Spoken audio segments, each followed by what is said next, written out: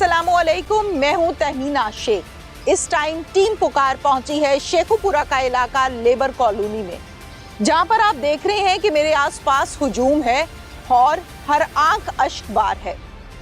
मोहम्मद अरसलान शादी हुई, 1.5 साल शादी को गुजरा, अल्लाह ताला ने बेटा अता किया। उस बेटे का नाम मोहम्मद अहमद रखा गया और इस बच्चे की उम्र 2 माह है। इस 1.5 साल के अरसे के दौरान बहू के अपनी देवर के साथ ताल्लुकात कायम हो गए और दोनों ने मिलकर मोहम्मद अरसलान के गले पर छुरी फेरी और उसको बेदर्दी के साथ कत्ल कर डाला। जब गले पर छुरी फेरी गई तो मोहम्मद अरसलान ने हिम्मत ना हारी, उठा और उठकर कमरे से बाहर आया, लेकिन जान की बाजी हार गया। ये सारी कहानी क्या है? माँ आज भी खून के आंसू रो रही है, उस पोते को संभाल रही है जिसकी उम्र 2 माह है, और ये कहना है कि मुझे इस बच्चे के अंदर अपना बेटा नजर आता है। मैं खुद रहूं या ना रहूं, मैं इस बच्चे को सीने से लगा के रखूंगी। चलते हैं और उस घर में उनके दुख में बराबर के शरीक होते हैं।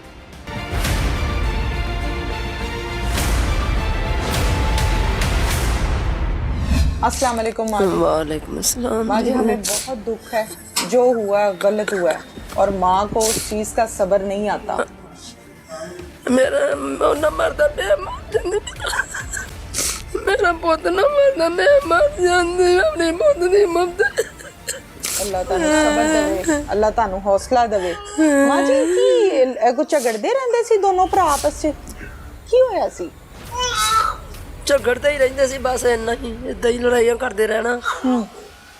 ਸ਼ੁਰੂ ਤੋਂ ਇੰਜ ਹੀ ਕਰਦੇ ਸੀ? ਸ਼ੁਰੂ ਚ ਨਹੀਂ ਸੀ ਕਰਦੇ। ਅੱਛਾ। ਜਦੋਂ ਅਸੀਂ ਆ ਧੂਲਣ ਲਿਆਂਦੀ ਆ ਨਾ, 2-4 ਮਹੀਨੇ ਤੇ ਵਾਵਾ ਗੁਜ਼ਰ ਗਏ ਸੀਗੇ। ਬਾਅਦ ਵਿੱਚ ਬਸ ਇਹਨਾਂ ਨੇ ਇਦਾਂ ਲੜਾਈਆਂ ਝਗੜੇ ਪਾ ਲਏ। ਅੱਛਾ ਮਾਂ ਜੀ, ਫਿਰ ਸ਼ਾਦੀ ਤੋਂ ਬਾਅਦ ਝਗੜੇ ਸ਼ੁਰੂ ਹੋਏ ਸੀ? ਹਾਂਜੀ। अच्छा। शादी तो 3-4 महीने बाद। अच्छा।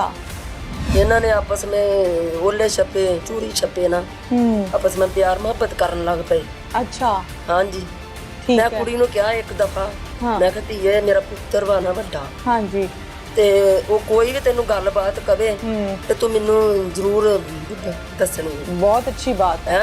जो मैं उन्होंने कहा सी, उहदा हक बनदा सी मैनू दसन दा ना। हाँ जी।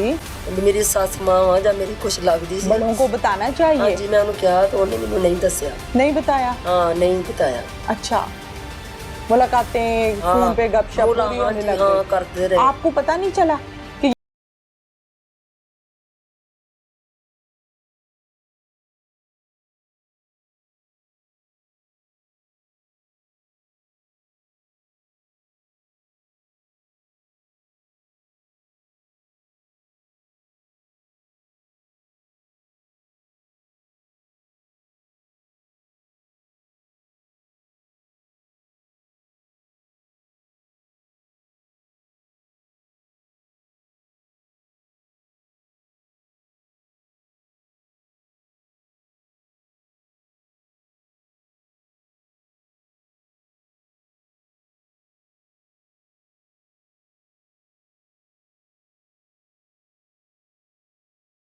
लैके बैठी तो जाके ना दवा दवा दुध पाया वा ते चाय वगैरह बनाने लग पई आ। ते ये कहन दिया, मेरा खावत भी कह रहा भी मैं नहीं चाह पीनी, मेरा देवर है भी कहन दिया नहीं चाह, मैं कहना मैं नहीं पीनी तो उन्हें भी नहीं पीनी, चल फिर पी लांगे, उन्हें दिल करता। इन्हें जबरदस्ती जल्दी जल्दी जाके चाय बना ली। ठीक है। चाय बना के ते सारे ने दे दी। आप लोगों ने भी पी ली? हाँ, सबने पी ली। हाँ जी, पी ली। ठीक है। ਇੱਥੇ ਮੈਂ ਮੰਜੀ ਤੇ ਬੈਠੀ ਨੂੰ ਜਲਦੀ ਜਲਦੀ ਆਉਂ ਹੋਵੇ, ਉਹ ਤਾਂ ਹਵਾ ਦੇ ਘੁੱਟ ਕੇ ਬੈਠੀ ਸੀ, ਨੀਂਦ ਆ ਰਹੀ ਸੀ? ਨਹੀਂ, ਨੱਸ ਨੱਸ ਕੇ ਖੁਸ਼ੀਆਂ ਦੇ ਨਾਲ ਫਿਰਦੀ ਸੀ। ਅੱਛਾ। ਵੀ ਮੈਂ ਤੇ ਬਾਬਾ ਇਹਨਾਂ ਨੂੰ ਕਮਾਈਆਂ ਕਰਨ ਲਈ, ਤੇ ਸਾਨੂੰ ਹੁਣ ਕੀ ਪਤਾ ਸੀ ਧੀਏ।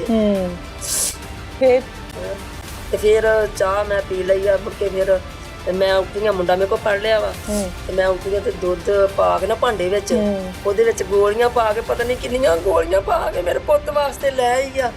ਤੇ ਮੇਰੇ ਦਿਲ ਵਿੱਚ ਥੋੜੀ ਥੋੜੀ ਗੱਲ ਵਧਾਈ। ਮਾਂ ਜੀ ਇਹ ਦੱਸੋ, ਤੁਸੀਂ ਫਿਰ ਸਵੇਰ ਉੱਠੇ, ਤੁਸੀਂ ਦੇਖਿਆ ਕਿ ਬੇਟਾ ਇੰਜ ਪਿਆਦਾ ਹੈ, ਤੁਹਾਨੂੰ ਕਦੋਂ ਪਤਾ ਚੱਲਿਆ? ਸਾਨੂੰ ਫਿਰ ਇਹਨੇ ਹੀ ਜਾ ਕੇ ਉਠਾ ਲਿਆ ਵਾ। ਉਠਾਇਆ? ਹਾਂ। ਕੀ ਕਹਿੰਦੀ ਹੈ ਉਠਾ ਕੇ? ਉਠਾ ਕੇ ਜਾ ਕੇ ਕਹਿੰਦੀ ਆ, ਅੰਮੀ ਉੱਠੀ, ਅੰਮੀ ਉੱਠੋ।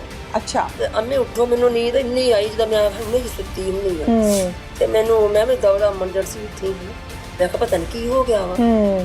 ਤੇ डर जाता है इंसान। ਹਾਂਜੀ ਹਾਂ ਮੈਂ ਉੱਠੀ ਆ, ਉੱਠ ਕੇ ਧਿਆਨ ਨੂੰ ਆਪਣੇ ਪਿਓ ਨੂੰ ਵੀ ਠਾ ਲਿਆ ਵਾ, ਠਾਲ ਕੇ ਕਹਿੰਦੀ ਆ ਵੀ ਅੱਬੂ ਤੂੰ ਉਠੋ, ਅਲੀ ਨੇ ਪਤਾ ਨਹੀਂ ਕੀ ਕਰ ਲਿਆ ਵਾ, ਅਲੀ ਨੇ ਪਤਾ ਨਹੀਂ ਕੀ ਕਰ ਲਿਆ। ਤੇ ਮੈਂ ਕਿਹਾ ਅਲੀ ਨੇ ਕੀ ਕਰ ਲਿਆ? ਅਲੀ ਮੈਂ ਹੀ ਐਸ ਅੰਦਰ ਸਵਾਲਿਆ, ਮੈਂ ਕਿਹਾ ਹੁਣ ਬੱਚਾ ਤੁਹਾਡਾ ਵਾ, ਤੁਸੀਂ ਆਪਣੇ ਘਰ ਸੋਇਆ ਵਿਆਹ ਕਰੋ, ਖੁਸ਼ ਰਿਹਾ ਕਰੋ, ਹੱਸਿਆ ਖੇਡਿਆ ਕਰੋ, ਮੈਂ ਬੁਰੀ ਬਾਤ ਨਾ ਤਨੀ ਇਹਨਾਂ ਨੇ बहुत अच्छी बात है। ਤੇ ਜੇ ਮੈਂ ਨਾ ਇਹਨਾਂ ਨੂੰ ਕਹਿੰਦੀ ਇਹਨੇ ਕਹਿਣਾ ਸੀ ਆਪ ਲੱਗੇ ਮੇਰੇ ਸਮਝਿਆ, ਉਹਨੇ ਪੁੱਤਰ ਨੂੰ ਨਹੀਂ ਮੇਰੇ ਲੱਗੇ ਆਉਂਦੀ। बिल्कुल सही। ਮੈਂ ਇਸ ਗੱਲ ਕਰਦੀ ਮੈਂ ਉੱਧਰ ਚਲ ਗਈ ਆ, ਤੇ ਮੈਨੂੰ ਕਿਤੇ ਕਸੇ ਮੈਂ ਹੀ ਧੀਏ ਤੇ ਸੌਂ ਜਾਂਦੀ, ਮੈਂ ਮਰ ਜਾਂਦੀ, ਮੇਰਾ ਪੁੱਤ ਨਾ ਮਰਦਾ, मैं मर जाती, मेरा पुत ना मरदा। हमारे साथ इस टाइम मौजूद है SHO housing colony Imran Khalid Dogar साहब, जिन्होंने इस केस के तमाम कानूनी मामलात और इन्वेस्टिगेशन की है। क्या मामला है, असल कहानी क्या है, ये हम इमरान साहब से जानते हैं। अस्सलाम वालेकुम। जी वालेकुम सलाम। इमरान साहब, सबसे पहले तो बहुत शुक्रिया आपका। आज का जो केस है जी, इस हवाले से बताइए कि असल कहानी क्या है। जी बिस्मिल्लाहिर्रहमानिर्रहीम। हमें 15 पे इतला मिली कि एक बंदे की डेथ हो गई है, किसी नामालूम शख्स ने उनका गला काट दिया है। ठीक है। तो जैसे ही ये इतला मिली तो हमारे DPO साहब, DSP साहब, उन्होंने फौरी तौर पर हमें मौके पे पहुंचने की हिदायत की। DSP साहब भी आ गए, चूँकि बहुत ही सीरियस और अंदोनाक वाक़या था। बिल्कुल। तो जैसे ही हम मौके पे गए हैं, हमारी फोरेंसिक टीम भी आ गई, हमने शवाहद इकट्ठे करने शुरू किए। तो हालातों वाक़यात से ये ऐसे लग रहा था कि ये कोई घर के अंदर का ही मामला है। ठीक है, ऐसे मतलब वाइब्स ऐसी आ रही ऐसी आ रही थी। ठीक है। तो जैसे ही हमने मज़ीद तफ्तीश शुरू की तो उसमें जो कंप्लेनर थे, जो मकतूल हैं, उनके जो वालिद थे, उन्होंने भी हमारी बात की तायीद की। उसमें हुआ कुछ यूँ कि इसकी मकतूल की जो बीवी निमरा, उसका किरदार कुछ मशकूक था। तो अभी जो उसका देवर है फैसल नाज, उसके साथ उसकी दोस्ती थी। ठीक है, शौहर के होते हुए। ठीक है। और इसी वजह से घर वालों ने फैसल नाज को, जो उसका देवर है, उसको घर से निकाल दिया हुआ था। ठीक है। अब जिस दिन ये वक़ूआ हुआ, वो शाम को जो बज़ाहिर अभी लग रहा है कि उसको मिलने के लिए आया, उसका शोहर सोया हुआ था, वो जाग पड़ा, और जैसे ही वो जागा है, उसने वो देखा उसकी बीवी मौजूद नहीं है।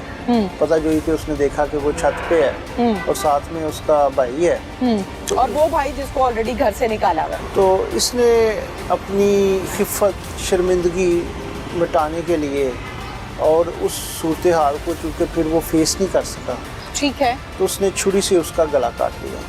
ठीक है। तो उसमें अल्हम्दुलिल्लाह तफ्तीश में जैसे हमने देखा, शवाहद इकट्ठे किए, मुलज़मान ने अपना इकरार जुर्म भी कबूल किया। ठीक है। तो उनको हमने गिरफ़्तार किया और अब उनको हम चलान के लिए अदालत में भिजवाएंगे। बिल्कुल ठीक है, ताकि उनको अपने किए की सज़ा मिल सके। इमरान साहब, ये भी बताइएगा, जिस तरह से आपने कहा कि इनके ताल्लुकात थे, जाहिर है वो कोई भी शौहर है वो बर्दाश्त इस चीज़ को नहीं करता, तो ये ताल्लुकात, नाजायज़ ताल्लुकात दरीना थे या अब शुरू हुए थे? नहीं, ये दरीना थे उनके, शादी के बाद के, लेकिन है काफ़ी पुराने इनके, तकरीबन कुछ साल के राउंड अबाउट का है अरसा इनका। बिल्कुल ठीक है, थैंक यू वेरी मच। जी, थैंक यू। 2 माह का ये बच्चा मोहम्मद अहमद अपने वालिद के कुलों में इस टाइम मौजूद है। ये बच्चा अपने बाप की राह तक रहा है। रिश्तों के साथ कैसा खिलवाड़ हुआ, ये बच्चा बड़े होकर बताएगा कि मेरी माँ ने क्या किया, मेरे ताए ने क्या किया, और मुझे मेरे दादे ने, मुझे मेरी दादी ने पाला।